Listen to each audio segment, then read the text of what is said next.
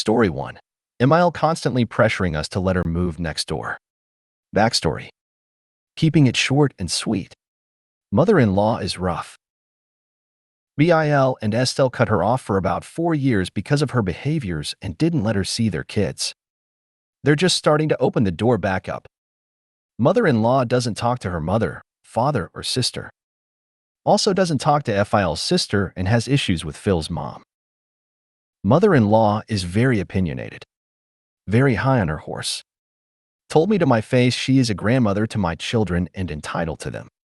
Has overstepped many boundaries. Someone you want to live 16 hours from, not 5 minutes from, and certainly not next door to. She will not stop. This is psychotic behaviors on her part, right? 2020, husband and I bought our first house. We hadn't even closed on the house yet, and Emile was texting both of us asking if they could build an in-law suite on our land, because they want to be close to us. We respectfully said no, and said that we are fine living within 10 to 15 minutes of each other, but we want our privacy and don't want to be on top of each other. 2021. Only a few months into living at our new house, mother-in-law announces that her and father-in-law looked at the house next door to us to buy, but they didn't like it.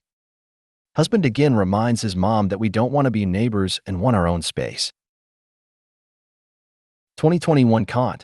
Mother-in-law makes comment about when our neighbor to right of us was going to move south so her and father-in-law can buy his house and live next door to us. So she has access to her grandkids and they can run across the lawn whenever they want. 2022, new build starts to go up pretty much across the street from us. I instantly have anxiety over mother-in-law buying it. I later found out that she told my husband that her and Phil were looking to put an offer in on it, and husband again had to shut that down. 2023, we buy a new house. We have a neighbor right in our backyard pretty much, an older couple. Mother-in-law asks if we think they'd sell their house to them. We again say we don't want to live on top of each other. She is sad. Moves on. Late 2023, mother-in-law and father-in-law buy a house 4 minutes down the road from us, and we see them 1 to 3 times a week, which is way too much for me and causing issues. I repeat, she is 4 minutes from us and see us weekly. 2024/2025, we have a neighbor across the street who owns all the land across from us. Mother-in-law texts my husband, leaving me out of it, telling him that he needs to talk to said neighbor about selling in-laws a few acres of land so that she can be closer to her grandchildren. Husband ignores her. We contact neighbor and tell them to not entertain anything from mother-in-law if she reaches out. This is not normal, correct? Why is a grown woman not taking no for an answer, and can anyone give me insight on why seeing us weekly and living 4 minutes away is not enough for her? I'm not understanding the need to live right on top of each other. Going to therapy on Monday to talk this out because I'm about to blow up. Comment 1. I'm fiery. Well, not so much fiery as on fire most of the time. I think I love you. Do you take bookings? I might require your services to put my father in his place next time he goes off on one. You handled that whole conversation beautifully and I'm in awe. The Shitty Father Championships is where I got my heavyweight title. I offer my services for free to keep in practice. Comment 2. OMG, I love this. Comment 3. Wow. Do you do commission work? I would give you $1,000 to have this conversation with my ML and Estelle. Good job. Comment 4. Since moving isn't always possible, practical, or desirable, it's way past for the kid gloves to come off. DH needs to be bluntly honest. Mom, move wherever, but I've told you repeatedly I don't want you as my neighbor. I'm building a fence, installing security, getting a malinois, and posting visiting hours. Get a clue or get cut off like my sibling did. Comment 5.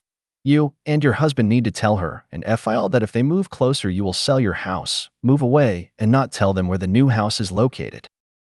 Comment 6. She's burned every other bridge and is getting ready to settle in for the long haul with you. I hope you both are able to fend off. Comment 7. The second she told you she was entitled to your children, you should have gone low contact. She has no rights to your children. You allow her to see them 3 times a week?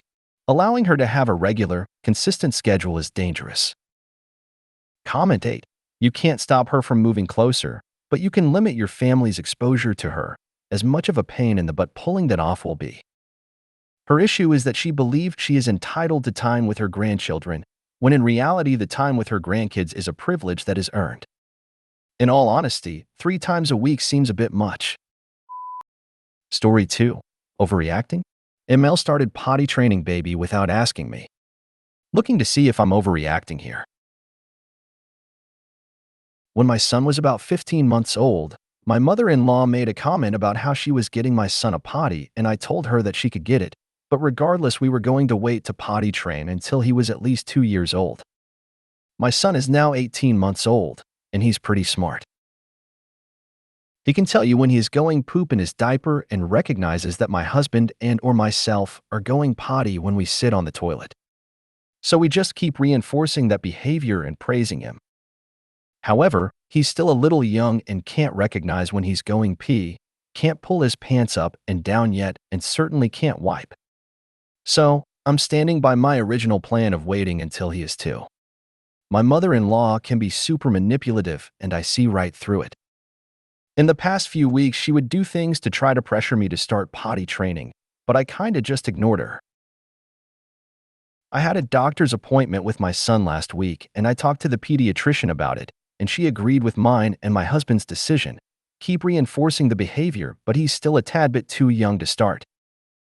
She also advised that since I'm 9 months pregnant, he's already going to be going through a lot of changes here in the next few weeks, and pushing potty training could make him regress. I trust my pediatrician and my judgment. I'm unfortunately in a position right now where I need my mother-in-law's help babysitting 2 days a week while I work.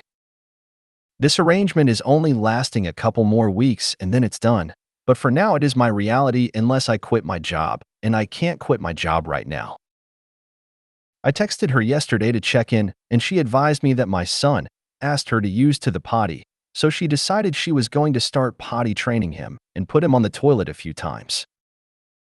I can guarantee you that my 18-month-old didn't ask her to go potty. I was extremely annoyed and felt like she took this milestone/training moment away from me as his mom, and she completely disrespected me and went behind my back when I had previously told her that we were waiting. I tried to keep it polite and just told her to please not do it again, as we are not potty training him yet and don't want to confuse him. I tried to back it up with the fact that my pediatrician agreed. She sent me this long text, lecturing me, telling me that I shouldn't be letting a pediatrician make parenting decisions for me, making me feel like I'm holding my son back, and told me that she guesses she'll just leave the parenting decisions to the pediatrician and his parents. It was a very snarky and disrespectful reply to me respectfully asking her not to do it again, so she doesn't confuse my son, and I was over it, so I texted her back and let her have it. I told her that I wasn't okay with her making parenting decisions for me and that she needed to stop overstepping and leave parenting to me and my husband. She completely ignored me, and when my husband went to pick up my son, she said she wasn't going to argue with me. So basically, she won't acknowledge that she was incorrect and won't apologize to me, and I'm pissed. My husband said he has my back and agrees that she shouldn't have done it, but thinks she has a right to voice her opinions about our pediatrician. I think her freaking out over the pediatrician literally just agreeing with my plan is out of line. Thoughts? Do people just decide to potty train other people's kids without asking them first? Comment 1. Per Estelle, she can't sit, lie down, stand, or walk. It must be hard hovering in the air like that. Comment 2. FIL, the only reason JustNoMil is not on no contact, mine's the same. Comment 3. Obviously your daughter can sense evil. Good job to both you and your husband for standing firm on your boundaries and working together as a team, and apparently tagging DD in when necessary. Comment 4. Her, I guess I'll just leave parenting decisions to the pediatrician and his parents. You, that's lovely. Stay in your lane from now on, please and thank you. Comment 5. She said it herself, I guess I'll just leave the parenting decisions to the parents. That's what people with common sense should do, yes. Comment 6. They only decide to do that if they think they're more important than the parents/doctors.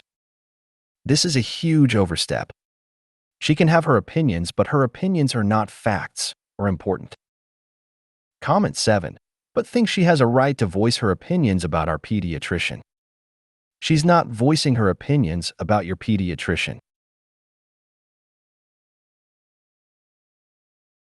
She's trying to override your parenting decisions and having a tantrum that grandma doesn't outrank pediatrician. Story 3. My ML told me she's been battling the tail end of her flu for weeks while visiting. I'm 14 weeks pregnant. I get sick, and I mean really sick 3 days after she's gotten here. I stay in bed instead of hanging out, and she finds out I'm sick and tells me she's been battling the flu or some sort of sickness for weeks but is at the end of it. And tops it off with, "Hope you didn't get anything though." My pregnancy is already stressful and I've already had 3 losses in the past, so I'm just pissed off that she came here knowing everything. My husband has had enough and has since told her she's going to be returning back to her house early and how pissed he is about it. He bought her an early ticket back. She's pouting and honestly, I don't care. The last few days have been hell with her. My husband has been handling the bullshit though when she's said insane stuff to me, like telling me, who was mixed, that she's surprised the name we picked out for our daughter wasn't Shaniqua when we picked out Valerie, just a beautiful name, and middle name Nicole. My sister is my best friend, and that's her name. Hello racism though, lol. Has been on my ass saying I'm not doing enough for the pregnancy and guilting me for having a small coffee or soda. Comments about my clothes nonstop. Apparently new mothers can't wear tank tops because they are too revealing. Here's my stepdad on FaceTime with me earlier, and he was cussing a lot, just how he talks, and he's hilarious, and tells me she hopes her baby isn't around him at all. Mind you, my stepdad has been constant in my life since I was 3, and even stepped up when my mom wasn't around. We are extremely close. Luckily, my husband handled it all. He has better tact than me because my response to all of this was about to be me catching a charge. The only reason we've been nicer is because his little brother came with her. Him and my husband are so close and rarely see each other. If it had just been her, it would have been different, but to us this trip of them coming was all about little brother. He's the sweetest, cutest kid. I'm just mad. I hate this woman. I love my husband for cutting her trip short after everything. She calls herself a boy mom and does everything to act like one with my husband and then throws the biggest fit when he calls it out or doesn't play into it. That is all. This woman is too much. Comment 1. This post is a breath of fresh air. There are a lot of people on here who are looking for a solution to their problem that isn't grow a backbone and advocate for yourself, but that's the only thing they can do. We cannot control other people, only ourselves. Being a self-admitted pushover/people pleaser is something to change, not throw up our hands and say, but this is just how I am. Comment 2. Please post more. These are great examples of what to say and do.